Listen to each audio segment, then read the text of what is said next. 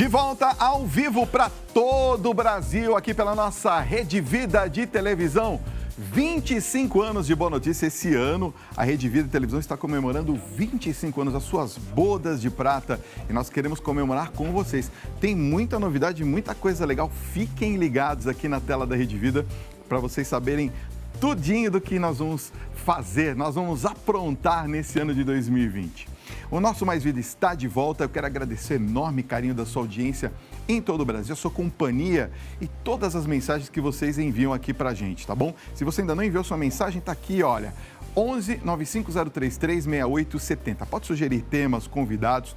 Você pode e deve participar do nosso programa, porque esse programa Mais Vida é feito pra você, por você e com você. Manda mensagem pra gente, ó. 11 95033 6870. Me segue nas redes sociais, @FabinhoTV no Instagram, @FabinhoTV, o Instagram que eu mais uso hoje, né? Então você vai lá no Instagram, tem Instagram? @FabinhoTV, vai ver minha carinha lá, clica lá para me seguir, que eu quero bater um papo com você. Tem também o meu Facebook, Fábio Parpinelli TV, e o meu canal no YouTube, youtube.com/FabinhoTV, com vídeos muito legais também e entrevistas muito bacanas. E agora, gente, o nosso bate-papo, eu diria para vocês, é doce, tem gostinho de mel.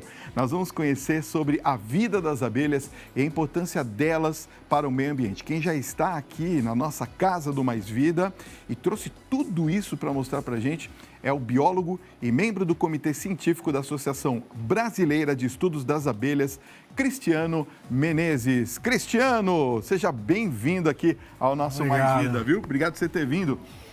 Bom, eu fiquei encantado aqui, já postei até nas minhas redes sociais, porque você trouxe aqui as abelhas e você trouxe também os méis para a gente conhecer, né? Quer dizer, vai ser uma pauta de bastante cultura. Eu queria começar perguntando para você, que eu fiquei muito curioso, assim, eu vi que nós temos aqui vários tipos de abelhas. Como que é a organização de uma colmeia, Cristiano? Bom, primeiramente é importante dizer que a gente trouxe aqui abelhas brasileiras, né? Abelhas que brasileiras. Não têm ferrão, então elas têm comportamentos um pouco diferentes dessas abelhas comuns que têm ferrão. Então as que eu trouxe aqui são as abelhas nativas que a gente tem aqui no Brasil, as espécies chamadas de sem ferrão. Então, ao todo, são mais ou menos 250 espécies de abelhas que a gente conhece, que a gente chama de verdadeiramente sociais e que não têm ferrão.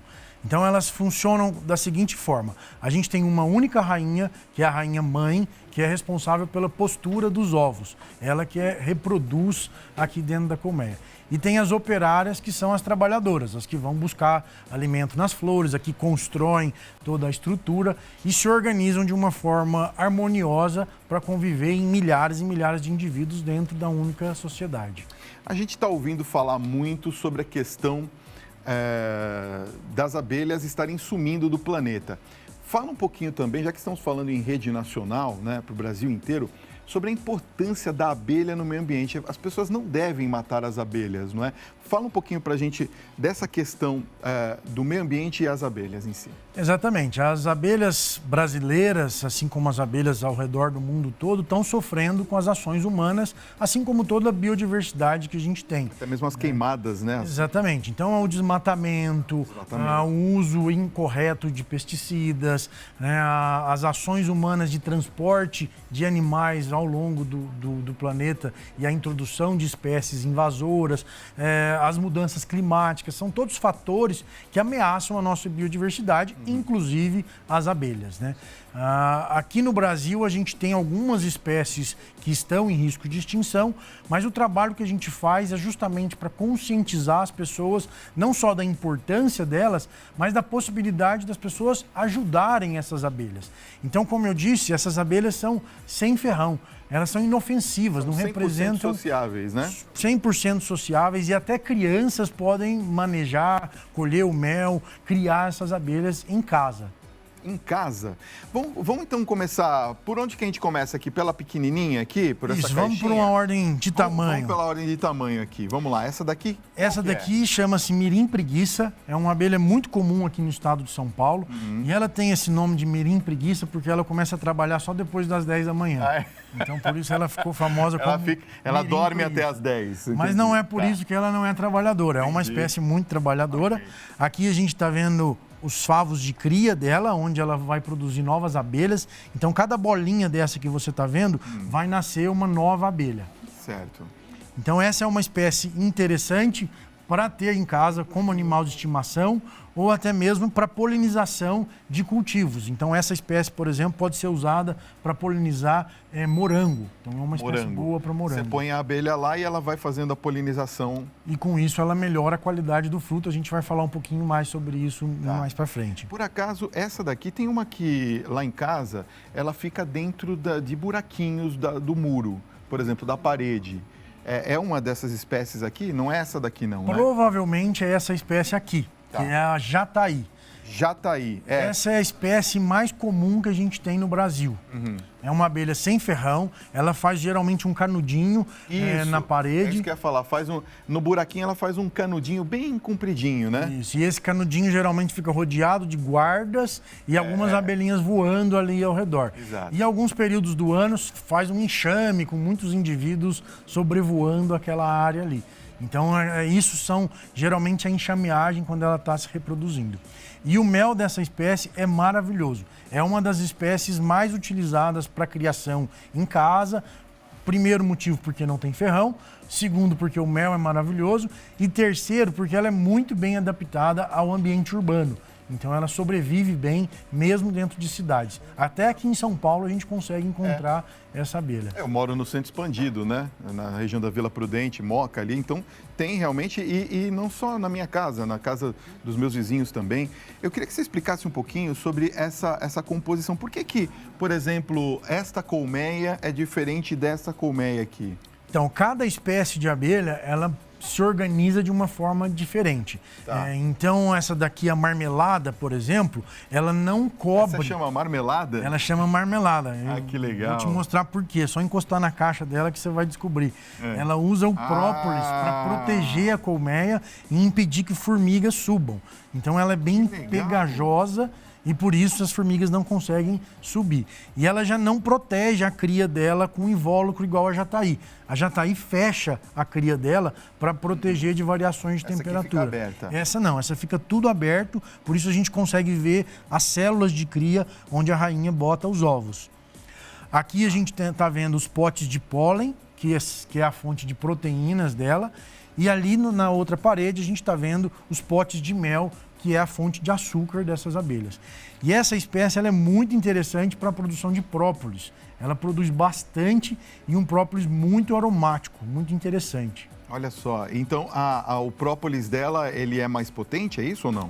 Não é mais potente, ele é diferente. Tem propriedades diferentes e, eventualmente, ele é mais potente contra alguns micro-organismos e menos potente contra outros. Mas o mais importante é que ele é diferente. Eu trouxe uma amostrinha aqui para você sentir o aroma dele.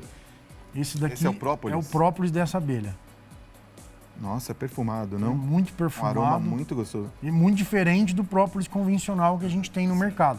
Então, o trabalho que a gente faz dentro da Embrapa é desenvolver pesquisas para usar esses produtos e as propriedades desses produtos. Percebe que é bem pegajoso, né? Ele não sai da mão. E como é que ela fica do lado de fora, assim? Porque tá tampado, né? A gente tampou para trazer para o programa, mas no dia a dia ela tem uma abertura, ela faz tá do lado de lá, que ela consegue sair e entrar, e aí do lado de fora ela propoliza a caixa para proteger dos seus inimigos. Você veja que é a única espécie que faz isso. As outras não fazem. É verdade.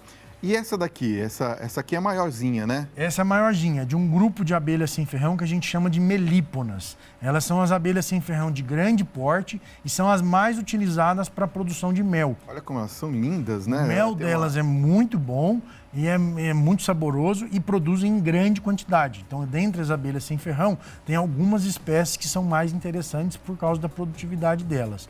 E realmente é uma abelha muito bonita. Tem muita gente também criando essa espécie como animal de estimação. Ela tem uma parte amarela, né, Isso, ela tem 4 listras amarelas. E o nome dessa é mandaçaia, significa vigia bonita em Tupi-Guarani. Que legal. Justamente em referência à beleza dela. E por que elas fazem essa? Parece um ovinho, né? Esses ovos grandes, né? Parece um barril, onde ela estoca o mel. Então, o mel dessas abelhas ele é estocado em potes e não em favos hexagonais como o da abelha africanizada. Então, essas abelhas têm essa diferença, essa peculiaridade, que elas guardam o seu mel dentro desses potes. Entendi. Vamos falar um pouquinho sobre a polinização. Como é que, por exemplo, as pessoas que estão nos acompanhando podem ajudar a manter a polinização correta e para que a gente não fique... E a importância da polinização, que as pessoas às vezes não sabem o que é, não é? Exatamente.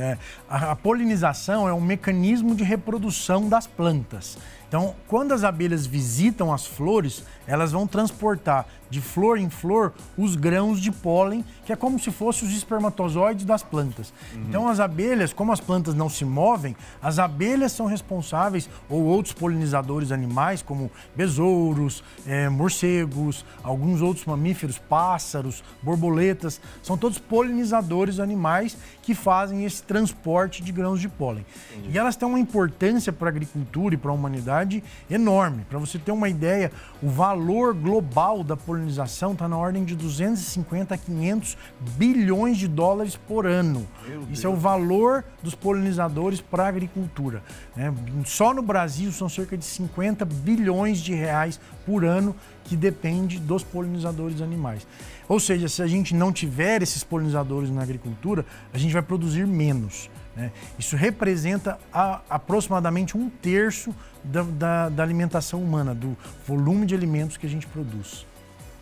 Que coisa, né? Uma aula que a gente está tendo hoje, né, gente? Vocês sabiam disso tudo, não? Bom, daqui a pouquinho a gente vai ter que ir para o intervalo, mas na volta, dá uma geral aqui para a gente, olha só. Você trouxe aqui um pouco dos tipos de méis, não é isso? Exatamente. E você trouxe também, isso aqui, como é que chama? Favo. É um favo de mel. É tipo aquele que vem dentro quando a gente compra, por exemplo, com favo. Isso, exatamente. É esse daqui que vem dentro. Isso eu trouxe justamente para mostrar essa diferença de uma abelha para outra. E aqui você trouxe uns exemplos de comidas polinizadas e não polinizadas, é isso? Exatamente. Para mostrar a importância dessa polinização na vida das pessoas. Quer saber? Então nem pense em sair daí. No próximo bloco a gente vai continuar esse bate-papo sobre as abelhas, conhecendo mais sobre a vida delas e a importância para o meio ambiente. E eu estou esperando a sua mensagem, hein? O que você está achando dessa nossa pauta, desse nosso assunto? Manda pra gente, põe aí, Thiago, 11 95033 6870. 11 95033 6870. Manda a sua mensagem com o seu nome, a localidade de onde você está falando. A nossa produção vai pegando aqui as suas perguntas, vai pegando as suas participações. Já já você pode entrar comigo ao vivo aqui no programa, tá bom? 9h37, fica na telinha da Rede Vida, um copinho d'água bem rápido e a gente volta já já.